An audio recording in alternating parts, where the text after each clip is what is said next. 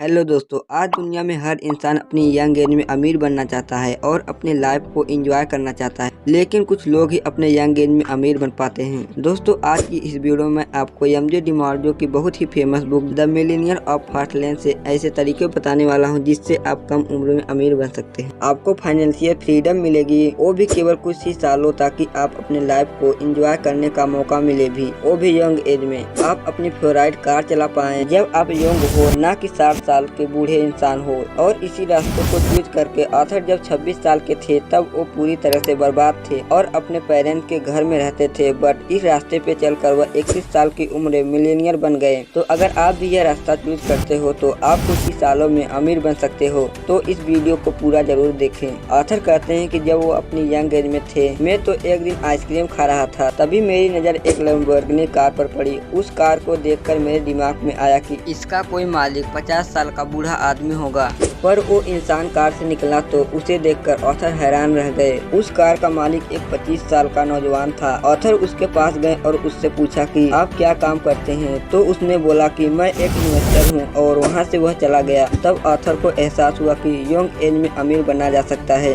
तब उन्होंने सारी बात रिसर्च स्टार्ट करी, अमीर लोगों के बारे में जानना स्टार्ट किया। तो उन्हें पता चला कि वे लोग 3 तरह के रास्ते पर चलते हैं। पहला साइड वॉक, दूसरा एक्सप्लोरने, तीसरा फास्ट लेन्स। पहला साइड वॉकर। इस तरह के रास्ते पर चलने वाले लोगों को हम साइड वॉकर ही बोलते हैं। साइड वॉकर की मेंटली होती है कि जो करना है आज ही कर लो, जितने मजे करने हैं, जितने जोश करनी है वो आज ही कर लो, पता नहीं कल क्या होगा। और इन लोगों पर पैसा का कोई कंट्रोल ही नहीं होता। ये जितना कमाते हैं उतना लुटा भी देते हैं, और ये लोग एक सैलरी आती है तो उसे सब लुटा देते हैं, और दूसरी सैलरी आने तक उनके पास कुछ नहीं बचता। और गलती से अगर नेक्स्ट लेट हो जाए तो इनकी हालत टाइट हो जाती है। इन लोगों का ना तो कोई फाइनेंशियल गोल होता है और ना ही कोई फाइनेंशियल प्लानिंग। इस कैटेगरी में कोई अमीर लोग भी शामिल होते हैं। ये लोग केवल दिखने में अमीर होते हैं, बट एक्चुअली में इनकी मेंटेलिटी पुअर ही होती है, क्योंकि वे लोग शो ऑफ में विश्वास रखते हैं। इनकी सैलरी 1 लाख क्यों ही ना हो, ये उतने भी खर्च कर देते हैं, और मंथ एंड होने पर इनका वही हाल होता है। अब आथर बोलते हैं कि एक सक्सेसफुल इंसान वही है जो अपनी फिटनेस और अपनी फ्रीडम पर ध्यान दे सके। अगर आपके पास टाइम ही नहीं होगा तो आप इन सब पर ध्यान नहीं दे पाओगे।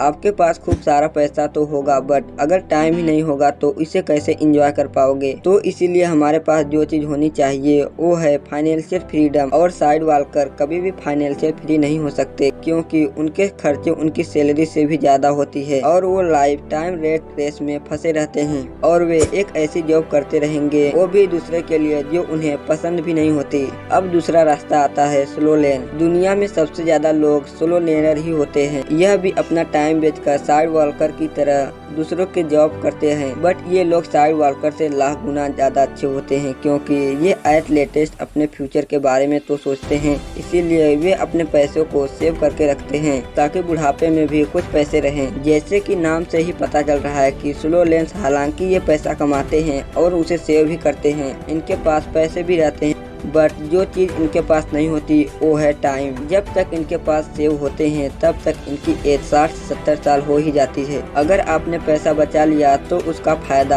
आप 60 की एज में क्या ही करेंगे। उस समय आपके पास टाइम तो होगा, पर इतना लेट फाइनेंशियल फ्री होकर भी क्या फायदा, क्योंकि आप उस वक्त एंजॉय नहीं कर पाओगे।